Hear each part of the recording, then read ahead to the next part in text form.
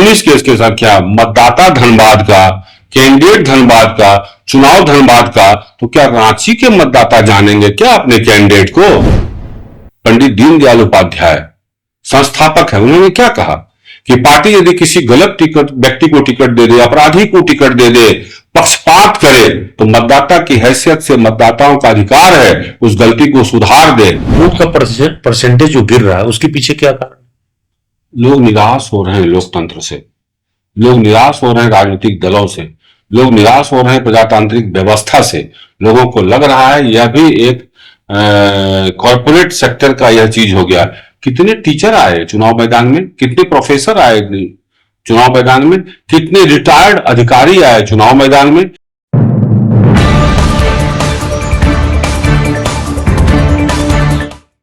नमस्कार, मैं हूं कुंवर अभिषेक सिंह, हाजिर हूं आपके बीच कुछ खास राजनीतिक मुद्दों पर चर्चा करने के लिए। और आज हमारे बीच मेहमान हैं बियाडा के पूर्व अध्यक्ष सह समाजसेवी विजय Jha ji. Sir, news NP में आपका स्वागत है। धन्यवाद अभिषेक जी, बहुत बहुत धन्यवाद। आज पूरा देश के स्तर पर चूंकि लोकसभा चुनाव चल रहा है और लोकसभा चुनाव में धनबाद लोकसभा सीट सबसे ज्यादा हॉट भी है। एक तरफ बीजेपी के प्रत्याशी हैं डुल्लू महतो और दूसरी तरफ कांग्रेस से प्रत्याशी हैं अनुपमा सिंह। वैसे इन दोनों के अलावा अगर कहेंगे तो लगभग 2 दर्जन प्रत्याशी लोकसभा में चुनाव मैदान में उतरे हैं। समाज के लोग अब इस बात पर लेकर चर्चा कर रहे हैं, गांव हो, शहर हो, चौक चौराहा हो, कि लोग क्या करना चाहिए। लोगों को वो पार्टी को देखे या प्रत्याशी को देखे, फैसला वो किस आधार पर करें। क्योंकि सभी पार्टियों ने अपना अपना एजेंडा तो जारी कर ही दिया है घोषणा पत्र के जरिए, प्रत्याशी भी मैदान में आके बता चुके हैं कि उनको क्या करना है, तो लोग क्या करें। बहुत अच्छा सवाल किया शेख जी आपने। आज पूरा धनबाद आज इस मंथन से गुजर रहा है कि एक मतदाता के रूप में हमारी क्या भूमिका हो। पहले के लोग नीति और सिद्धांत के कारण पार्टी से जुड़ते थे, किसी पार्टी से प्रभावित होते थे तो उसके पहले उसकी नीतियों से, उसके सिद्धांतों से प्रभावित होकर उस पार्टी का दामन थाम लेते थे। तो उनके लिए इतना सोचने का कोई जरूरत भी नहीं थी, क्योंकि जिस पार्टी नीति सिद्धांत से प्रभावित होकर जुड़ते थे उस पार्टी की वो मतदाता बन जाते थे। लेकिन आज नीति और सिद्धांत गौण हो गया है। आज तो रातें रात पार्टी बदल के आता है, लोग ए से बी में और बी से टिकट पा जाता है, बी से ए में जाता है और ए में भी टिकट पा जाता है। न नीति की चर्चा, न सिद्धांत की चर्चा, न नीति की आवश्यकता, न सिद्धांत की आवश्यकता। कोई आज 146 कैंडिडेट बीजेपी में ऐसे हैं जो दूसरे दल से बदल करके आए और वो टिकट पा गए। लेकिन आप भी तो बीजेपी में थे, आप तो बीजेपी के जिलाध्यक्ष थे। 2009 में आपका मोह भंग हुआ, तो उसके बाद से क्या दोबारा बीजेपी में वापसी की मौका नहीं मिला या फिर उन लोगों ने बुलाया नहीं आप? नहीं, नीति और सिद्धांत से प्रभावित होकर के हम लोग जिस दौर में जुड़े थे पार्टी से, 70 के दौर में, उस समय विद्यार्थी परिषद का मैं था कार्यकर्ता। उस समय तो कोई सोच भी नहीं सकता था कि हमारी सरकार बनेगी दिल्ली में। कभी आप भाजपा के सरजू राय जी के साथ भी नजर आते हैं, कभी कांग्रेस के नेत्री अनुपमा के साथ नजर आ रहे हैं, तो इसका मतलब तो यह है कि बीजेपी के खिलाफ जो भी है उनके साथ आप नजर आ रहे। नहीं, मैं स्पष्ट कर दूं, 1974 में जब छात्र आंदोलन हुआ था जयप्रकाश नारायण जी के नेतृत्व में, उस समय हम लोग कॉलेज के फाइनल ईयर के स्टूडेंट थे। मैं उस समय छात्र संघर्ष समिति का संयोजक रहा हूं और बहुत सक्रिय भूमिका में सरयू राय जी भी थे। और उस समय का हम लोग का संबंध है, कोई आज पॉलिटिकल संबंध नहीं है हमारा उनसे। उस समय का संबंध आज तक मैं निर्वाह कर रहा हूं, वो निर्वाह कर रहे हैं। हम लोग किसी दल में रहे नहीं रहे कोई मतलब नहीं है।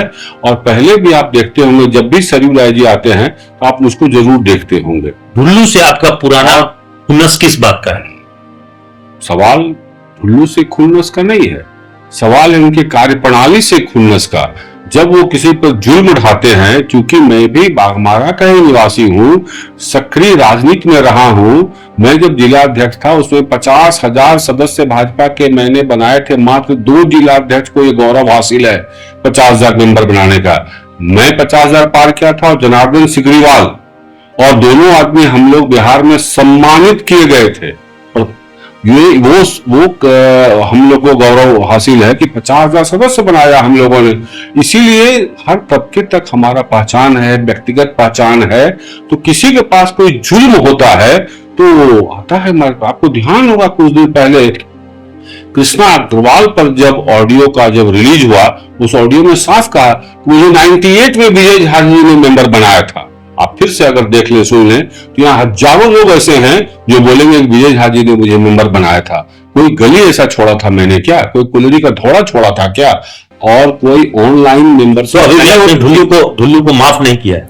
नहीं, माफ करने का तो सवाल ही नहीं है, क्योंकि ऐसे कर्म है उनके कि इस जन्म में मैं माफ नहीं कर सकता हूं। क्योंकि राजनीतिक मतभेद मेरा था उनसे, लेकिन मेरे बेटे पर उसने यौन उत्पीड़न का केस करवाया था, जबकि वो मेलबोर्न ऑस्ट्रेलिया में रहता था। वो ऑस्ट्रेलिया से आया, उसका नाम भी कतरास के लोग नहीं जानते हैं। और तब चूंकि रघुवर दास जी के कार्यकाल में इनके केस को विड्रॉ किया था सरकार ने, मैंने उसका खिलाफत किया, मामला सुप्रीम कोर्ट तक गया और सुप्रीम कोर्ट में भी इनको मुंह की खानी पड़ी और 1.5 वर्ष की सजा हुई।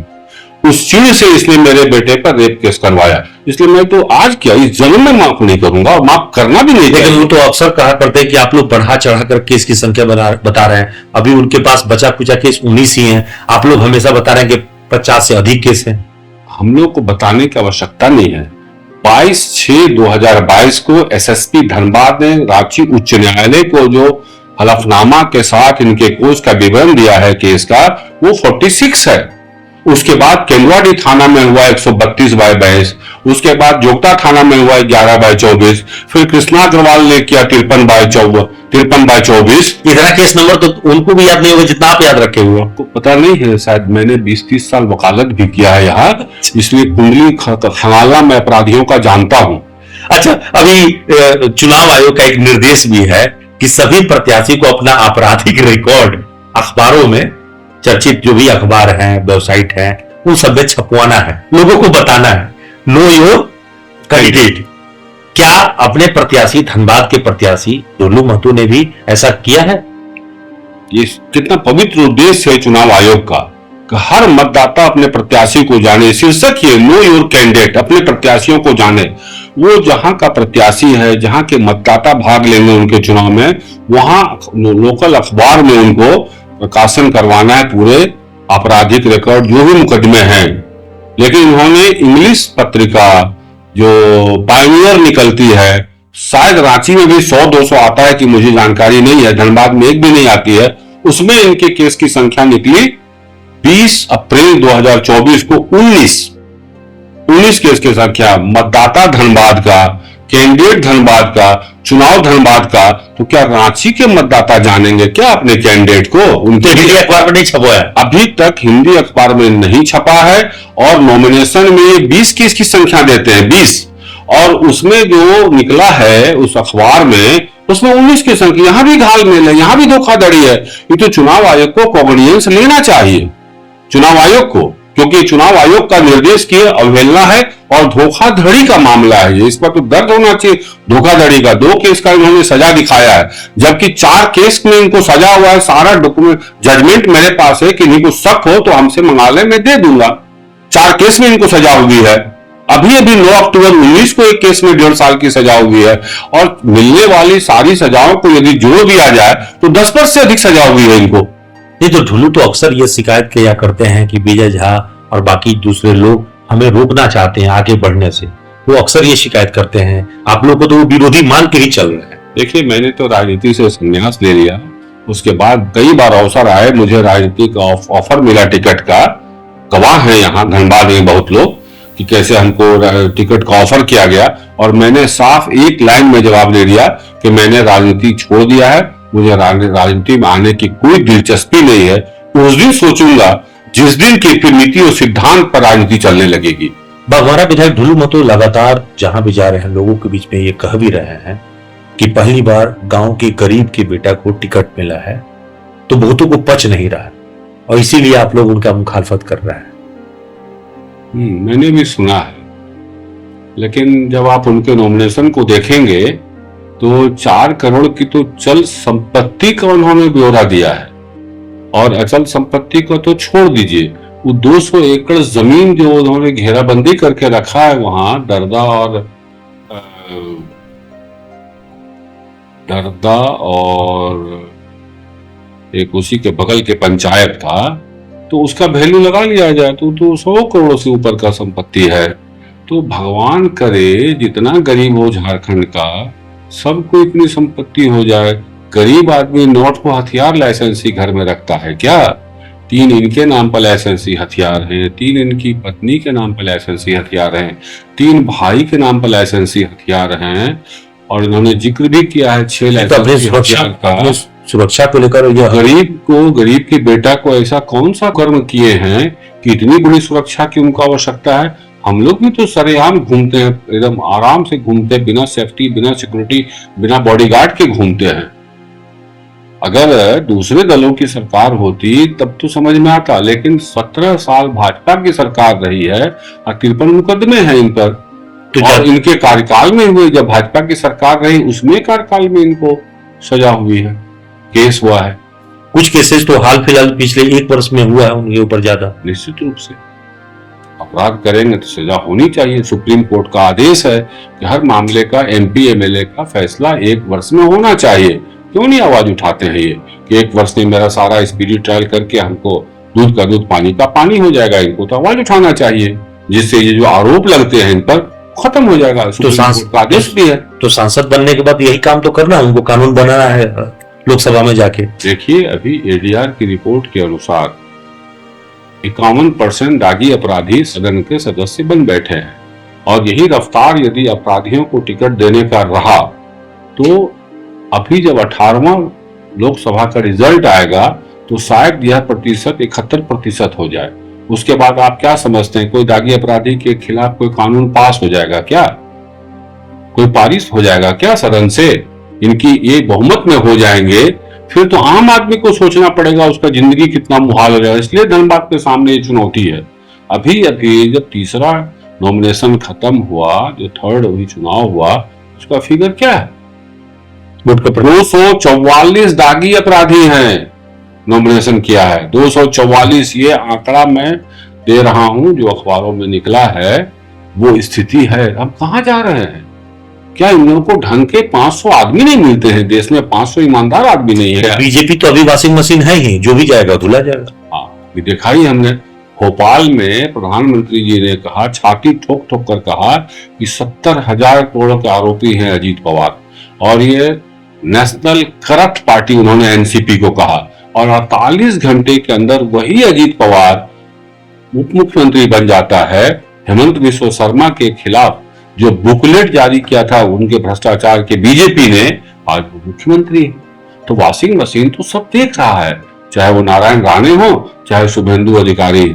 आलमगीर साहब के जो PA के और नौकरों के यहाँ जो अभी तक मिला, उससे तो साफ लगता है कि भाई काली उधर भी है।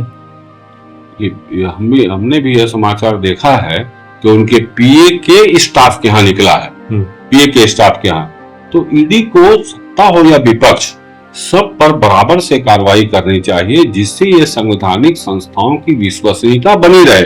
सरकारें तो आती है जाती है, आज कोई रहेगा, कल कोई रहेगा, परसों कोई और रहेगा, लेकिन ये संवैधानिक संस्थाओं का अस्तित्व यदि नहीं बचा के रख पाए हम लोग, क्या होगा? अराजकता की स्थिति आ जाएगी। इसलिए आप देखें ना, एक भी सब विपक्ष पर कार्रवाई होती है, क्या सत्ता में बैठे सारे लोग धुले हुए हैं क्या? और वही जब कार्रवाई होती है, वही जब सत्ता पक्ष में आ जाता है तो कार्रवाई बंद क्यों हो जाती है? ये तो खुली किताब की तरह है।